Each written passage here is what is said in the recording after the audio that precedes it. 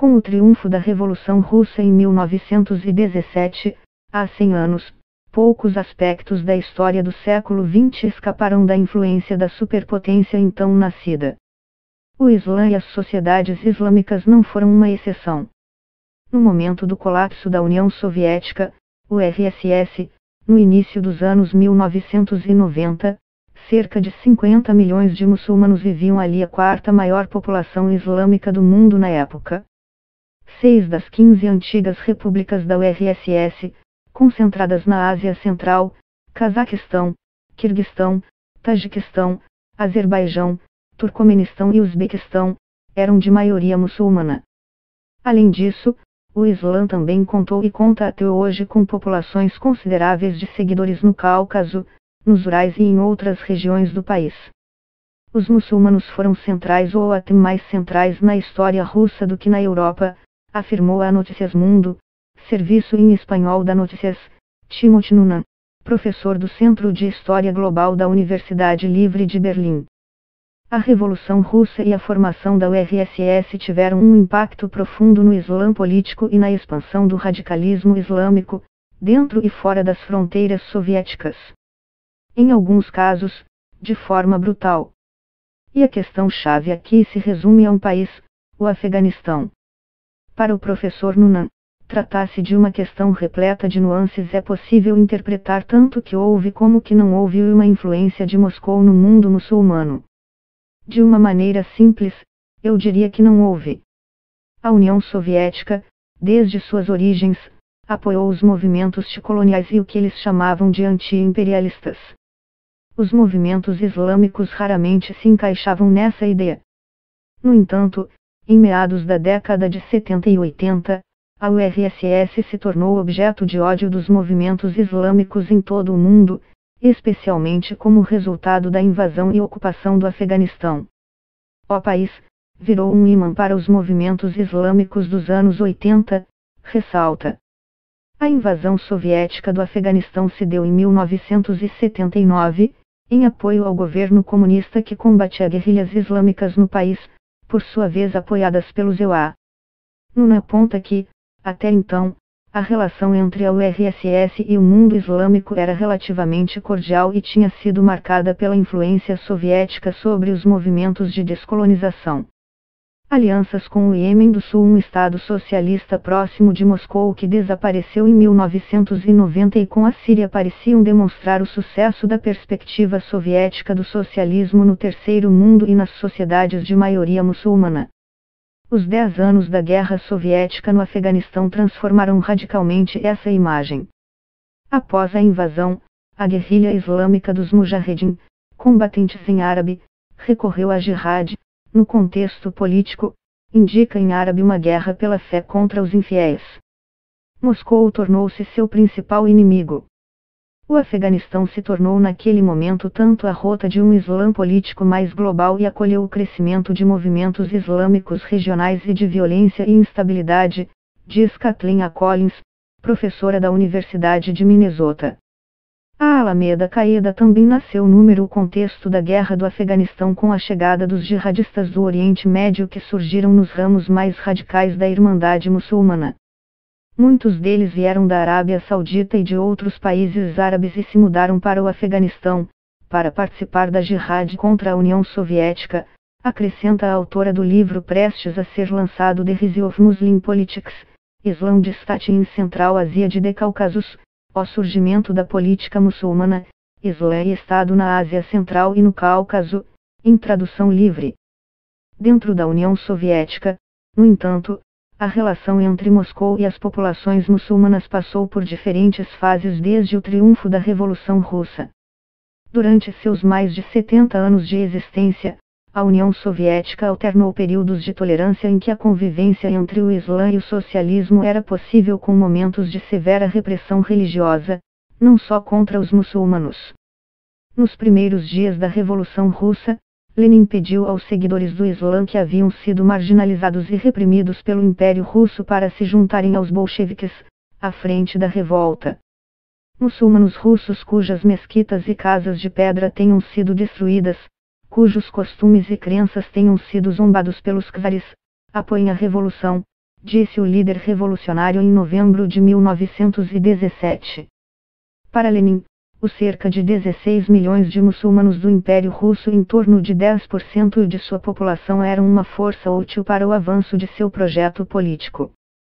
Foi também nos primeiros dias da URSS que ideólogos e revolucionários como Sultan Galiev, um bolchevique da origem tártara, tentaram combinar o marxismo e o Islã em uma única ideologia. Mas esse nacionalismo socialista muçulmano não durou muito. Galiev, acusado de desvios nacionalistas, foi preso em 1923 e expulso do Partido Comunista. Em 1940, ele foi executado. Desde o início dos anos 20, a URSS começou a considerar o Islã uma força contra-revolucionária que tinha que ser combatida.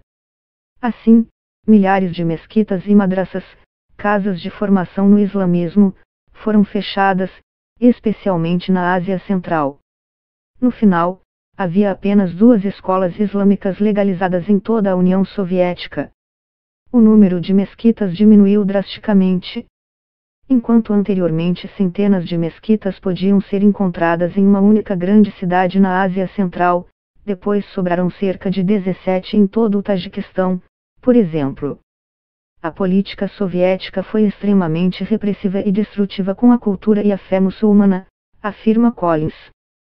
Essa linha dura suavizou após a invasão alemã da URSS e, quando mudanças na política religiosa levaram a um período de relativa tolerância. Moscou criou uma espécie de burocracia religiosa que tentou monopolizar a prática do Islã e limitar a prática da fé a lugares controlados pelo Estado.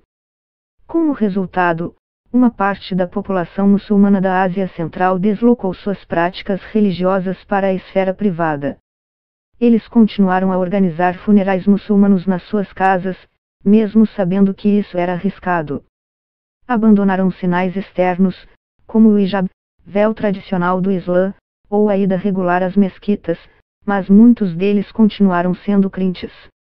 Não foram secularizados, diz Collins. Alguns autores argumentam que essa prática religiosa não oficial, somada à rigidez do governo, levou à radicalização dos muçulmanos soviéticos.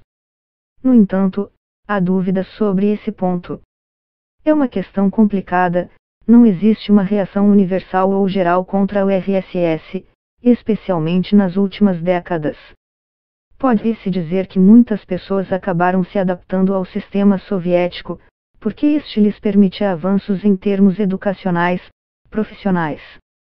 Não havia nenhum caso de um movimento muçulmano de massa contra a União Soviética, diz o professor Collins. Havia pequenos grupos, que se chamavam os Jovens Mulás, especialmente no Tajiquistão e no Uzbequistão, que começaram a se radicalizar com ideias da literatura da Irmandade Muçulmana e de outros grupos islâmicos transnacionais que se infiltraram na URSS nos anos 70 e 80, acrescenta a pesquisadora. O colapso da URSS, nos anos 1990, e a independência das repúblicas muçulmanas na Ásia Central representaram uma mudança drástica. Esses grupos minoritários se tornaram a base da nova oposição islâmica, violenta em alguns casos, que foi duramente reprimida no Uzbequistão e no Tajiquistão da década de 90 até o presente. Com a queda da URSS, os movimentos islâmicos locais, às vezes forçados a fugir de seus países de origem, começaram a convergir ao jihadismo internacional que havia sido estimulado pela guerra no Afeganistão.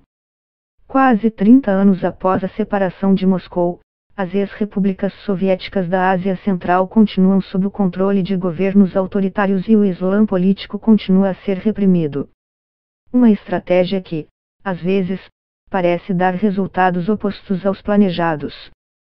No entanto, o território pós-soviético onde o jihadismo foi mais ativo nas últimas décadas não deve ser buscado na Ásia Central, mas na Chechênia, nas montanhas do Cáucaso. Desde a sua adesão ao Império Russo em meados do século XIX, essa república predominantemente muçulmana foi palco de várias revoltas contra Moscou. Em 1944, Joseph Stalin chegou a deportar centenas de milhares de chechenos para a Sibéria, acusados de colaborar com os nazistas. Mas a repressão não acabou com o nacionalismo na região. Meio século depois, O colapso da URSS foi visto como uma oportunidade para a independência. Isso também levou ao surgimento do radicalismo islâmico no Cáucaso. Durante o início da década de 90, os separatistas buscaram a total independência de sua república, mas o fracasso na construção desse Estado e a forma brutal com que Moscou lutou contra ele transformou a causa nacionalista em islamista, com um componente jihadista, afirma relatório publicado em 2012 pelo Centro de Estudos International Crisis Group. Em 1999, os rebeldes chechenos anunciaram a implementação da Sharia, lei islâmica, na Chechênia e invadiram a república vizinha do Daguestão, onde declararam um Estado Islâmico. Mais uma vez, a Rússia respondeu militarmente. A Segunda Guerra Chechena terminou com a destruição de sua capital, Grozny, e a tomada do poder por Moscou.